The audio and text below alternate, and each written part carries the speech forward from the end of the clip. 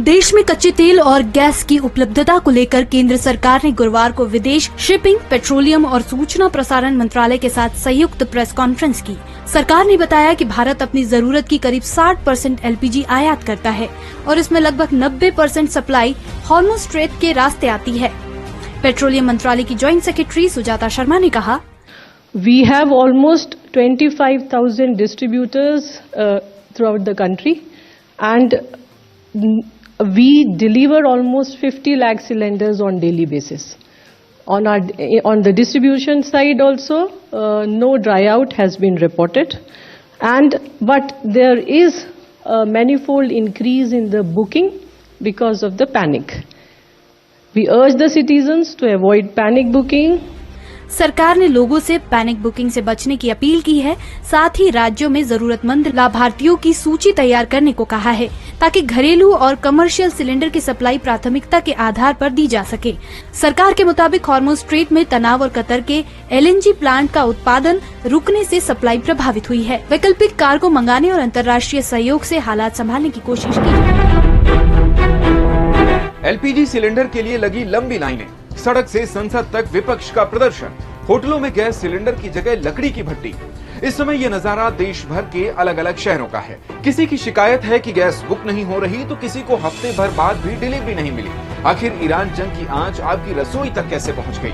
देश में कितने दिन की एलपीजी बची है और अगर जंग खिंची तो सरकार कहां से लाएगी रसोई गैस? जानेंगे भास्कर एक्सप्लेनर में। भारत में हर साल करीब 33 मिलियन मीट्रिक टन एलपीजी की खपत होती है। घरेलू गैस सिलेंडर के हिसाब से हर साल करीब 235 करोड़ सिलेंडर यानी रोजाना 64 लाख सिलेंडर। इसका 88% हिस्सा घरों में इस्तेमाल होता है।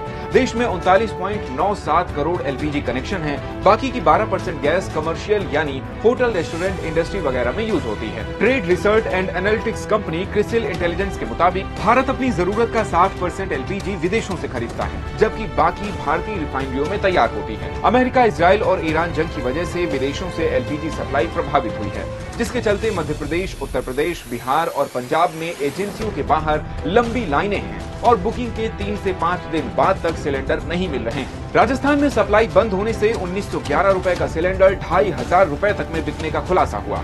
मुंबई, पुणे, बेंगलुरु और हैदराबाद में भी कमर्शियल सिलेंडर की कमी से होटल, रेस्टोरेंट पर असर पड़ा है। साथ ही कालाबाजारी की भी खबरें आई। अब जानते हैं कि ईरान जंग से भारत में गैस सप्लाई पर कैसे असर पड़ा। भारत में हॉर्मुज़ स्ट्रेट के रास्ते मिडिल ईस्ट यानी यूएई, कतर, सऊदी अरब और कुवैत जैसे खाड़ी देशों से गैस या पेट्रोलियम की सप्लाई होती है, लेकिन जंग के चलते रास्ता बंद है। जंग से पहले इस जलमार्ग से रोजाना औसतन 153 शिप्स निकलते थे, जो अब सिर्फ 13 के करीब हैं।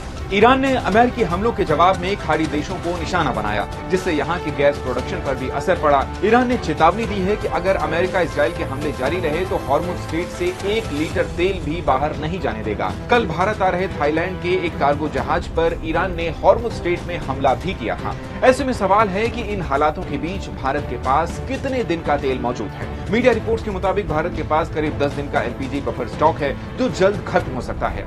इसके चलते केंद्र सरकार ने गैस की जमाखोरी रोकने के लिए आवश्यक वस्तु अधिनियम 1995 लागू कर दिया है। साथ ही रिफाइनरियों को प्रोडक्शन बढ़ाने को भी कहा गया है। हालांकि केंद्रीय पेट्रोलियम मंत्री हरदीप सिंह पुरी ने कहा है कि एलपीजी सप्लाई में कोई कमी नहीं है, लेकिन सवाल है कि अगर जंग लंबी चली तो भारत क्या करेगा। ऐसी स्थिति के लिए सरकार नए सप्लायर्स खोज रही है। नॉर्वे और अमेरिका से गैस खरीदने पर विचार हो रहा है, लेकिन वहां से शिपमेंट आने में करीब 2 महीने लग सकते हैं। भारत ने रूस को 3 करोड़ बैरल कच्चे तेल का ऑर्डर भी दिया है। साथ ही ऑस्ट्रेलिया, अल्जीरिया, नाइजीरिया और अंगोला जैसे देशों से भी सप्लाई की संभावना है। रसोई गैस की मारामारी के बीच आप induction cooktop, solar cooker, electric pressure cooker और बायोगैस के इस्तेमाल से इस प्रधानमंत्री नरेंद्र मोदी ने ईरान के राष्ट्रपति मसूद पज़ेश्कियान से फोन पर बातचीत कर मिडिल ईस्ट के हालात पर चर्चा की। पीएम मोदी ने बढ़ते तनाव और नागरिकों की मौत पर गहरी चिंता जताई। उन्होंने कहा, मौजूदा हालात में भारतीय नागरिकों की सुरक्षा और जरूरी सामान व ऊर्जा की सप्लाई बिना रुकावट जारी रहना भारत की सबसे बड़ी प्राथमिकता है। प्रधानमंत्री ने कहा कि भारत शांति और स्थिरता के पक्ष में है और सभी पक्षों से बातचीत और कूटनीति के जरिए समस्या का हल निकालने की अपील करता है। इससे पहले ईरान के नए supreme leader ayatollah Mojtaba Khamenei ने पद संभालने के बाद अपना पहला बयान जारी किया। ईरान के सरकारी टीवी पर पढ़कर सुनाए गए संदेश में खामेनेई कहा, आयतुल्ला खामेनेई बा तशक्कुर समीमाने अज़ रज़मंदगान शुजाअ कश्वर। मिडिल ईस्ट में अमेरिका सैन्य अड्डों को बंद कर दे, नहीं तो उन पर हमले जारी रहेंगे। इजराइल और अमेरिका को ईरान पर किए गए हमलों की भरपाई करनी होगी। मौजूदा हालात में होर्मुज स्ट्रेट का रास्ता भी नहीं खोला जाएगा। मिडिल ईस्ट में जारी संघर्ष के बीच भारत और ईरान के विदेश मंत्रियों में पिछले कुछ दिनों में 3 बार बातचीत हुई है। विदेश मंत्रालय के प्रवक्ता रणधीर जायसवाल ने प्रेस कॉन्फ्रेंस में इसकी जानकारी दी। As far as contacts with Iran is concerned, yes, our external affairs minister has been talking with his counterpart, and 3 conversations have happened in the recent few days. As far as the impact of the war, it is there for everybody of this conflict to see what's happening around, and obviously, several issues, several of our lives have been impacted by it, not just us, but of people and country. उधर Lebanon के राष्ट्रपति Joseph on ने Beirut की लेबनानी university पर हुए Israeli हमले की निंदा की। उन्होंने कहा कि साइंस फैकल्टी पर हुआ हमला एक ऐसा अपराध है जिसकी हर स्तर पर निंदा होनी चाहिए। मिडिल ईस्ट में बढ़ते इजराइल ईरान तनाव के बीच लोग पालतू जानवरों को सड़कों और भीषण गर्मी में छोड़कर देश छोड़ रहे हैं। एनिमल वेलफेयर का कहना है कि उन्हें घरों के बाहर पिंजरों में बंद बिल्लियां और पिल्ले मिले हैं। देखिए ईरान जंग में बेसहारा हुए इन बेजुबानों की ये तस्वीरें।